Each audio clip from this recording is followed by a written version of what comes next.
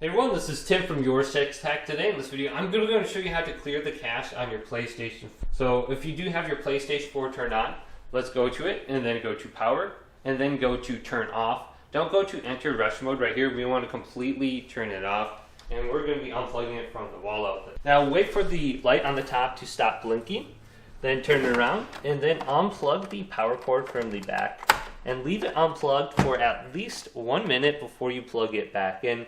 And this should clear all the temporary files on your PlayStation 4. Then you can plug it back in. And you may notice like a slight increase in performance, or if there was some sort of like issue loading something, hopefully this does fix it. I know I had an issue with the party chat recently where I just had to unplug my PlayStation 4 from the wall outlet and I was able to join a party chat again. So now we can just press the power button, turn on our PlayStation 4, and the cache and the temporary files should be cleared out. Hopefully this video did indeed help you out. Leave it a big thumbs up and subscribe to my channel down below for more tech videos coming up next on YourSixTech.